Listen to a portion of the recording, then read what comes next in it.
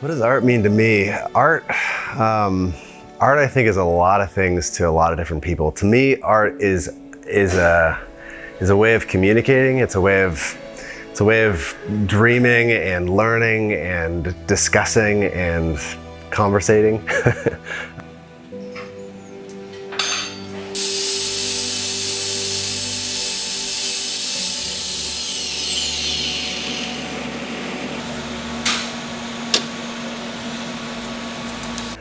I think art is something that can either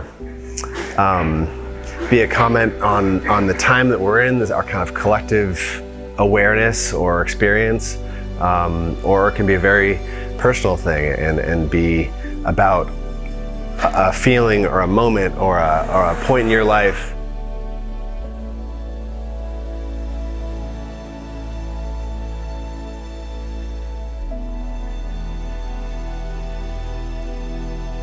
I'm a Bay Area sculptor. I primarily work with steel, work large scale most often. We're in Alameda, California. What does it mean to be an artist? I think it's really a personal thing for that artist. For me, it's a way of understanding, way of learning and processing and kind of sharing. There's a lot of people out there that think, oh man, I don't have a creative bone in my body, that are in fact really, really creative, amazing, brilliant, naturally kind of imaginative people, but they don't give themselves a license to do that.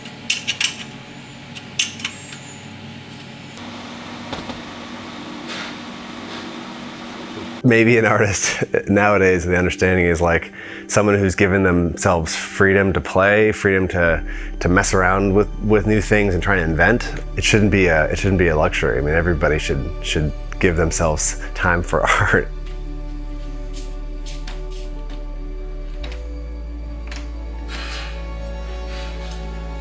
I gravitated towards steel. Probably the most direct answer is for the immediacy. It's the quickest medium to create something 3D, larger than yourself. You can almost like sketch in 3D. Break something apart, change it, re-weld it.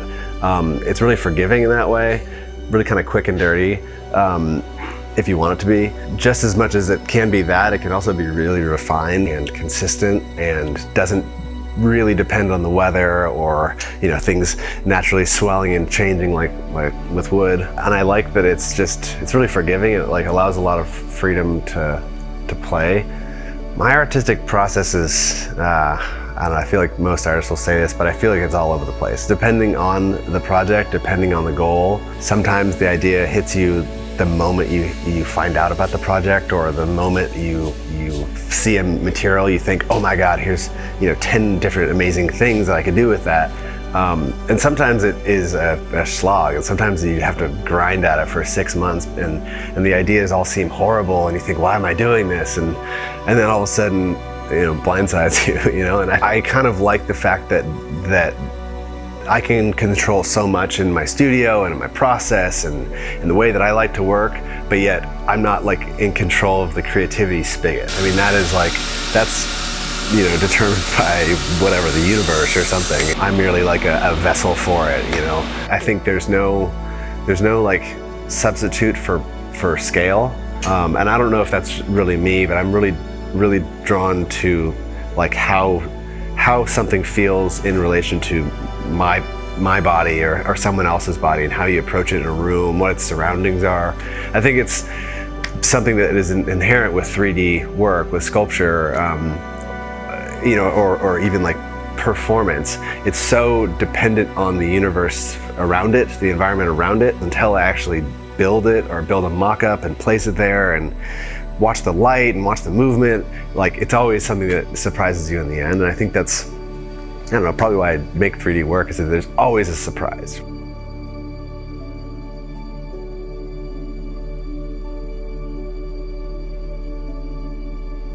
There's only so much you can plan for. So I think honoring the steps, honoring the process is like a key to a successful piece in the end. And then every once in a while there's a total fluke, happy accident, and something falls off the table, and it's better that way. And you just got to celebrate those moments when it happens.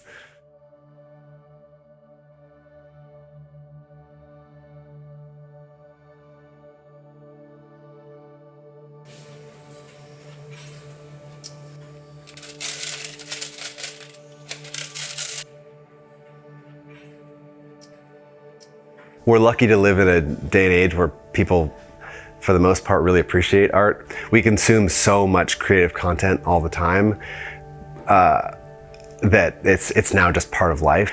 But I do think that the creative process is somehow still, I don't want to say it's not valued. I think it is valued, but it's mysterious. It's like people don't know how things come about.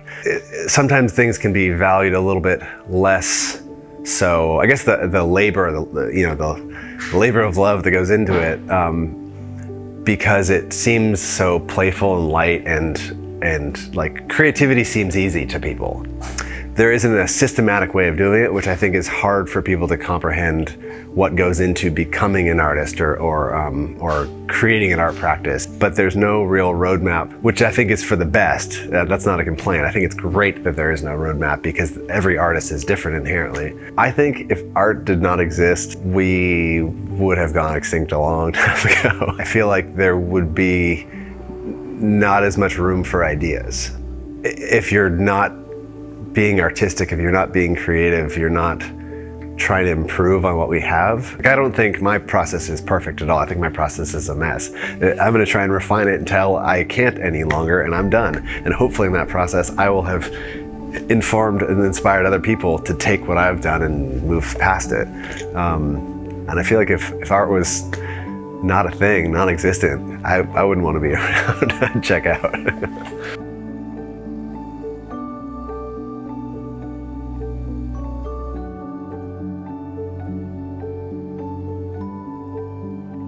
Some things you have to give up to be an artist. I think it depends on the artist. I might say, like a weekend off.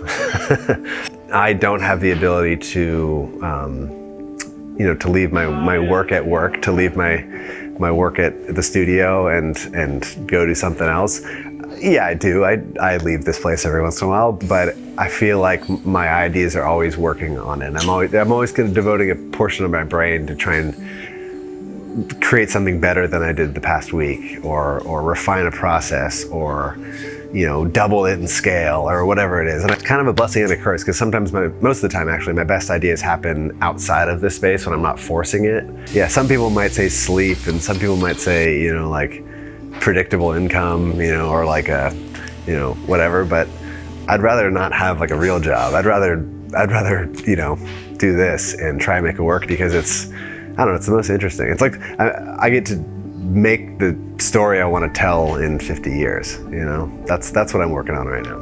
I'm inspired by so much. I pull inspiration from all kinds of places. I definitely have my go-tos. My artists, the failures and successes of life, the ups and downs of life, the path I've led in life has put various things in front of me that inspired me. And some things have stuck and some things haven't. It's a matter of having your eyes open and kind of waiting for those things to blindside you, because if you're narrowing down to it, what this is inspiring to me and nothing else is, then I think you're kind of shutting yourself out from other potential ideas that could be a great piece or a great direction.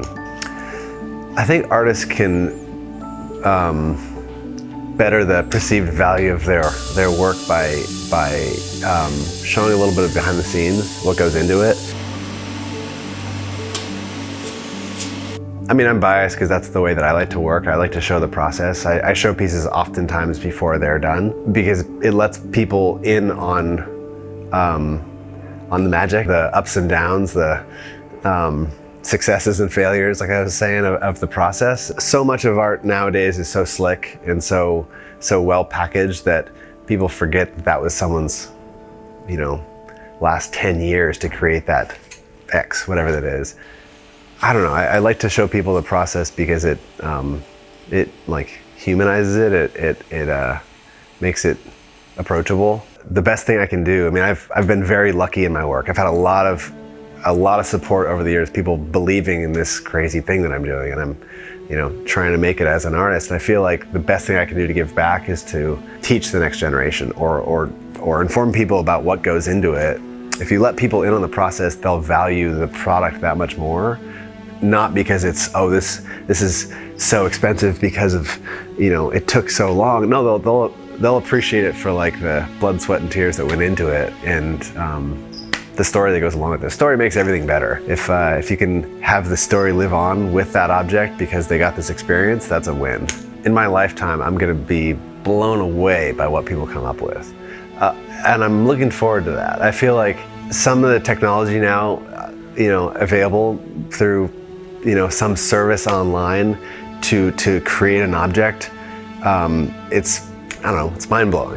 You can 3D print things. I can call something up and have form laser cut or water jet cut and be holding it in my hand the next day, something that's cleaner and more precise than I can do with my own hands. I don't know, just in the same sense, you're not limited by what you can physically do with these two hands. That's the day and age that we live, and I think that's a priceless thing. The next thing that will be accessible to everybody is what's the term? Parametric work. You put in a series of rules into a computer program and you get some form that you couldn't even come up with, and the computer generates it and presents it back to you, and you have the option to print that object or to use that print to cast something. I feel like those new technologies are always kind of like scares the old guard and makes them think like, that's not craft, your computer's doing it for you. But like that's not really the right way to think about it. A computer, is the next, power tool, is the next table saw. They made working with wood that much easier.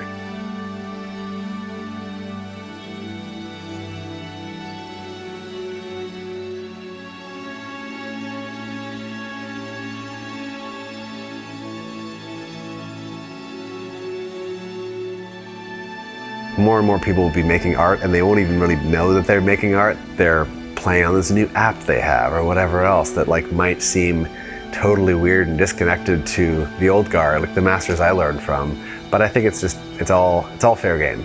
Create in whatever capacity makes you happy.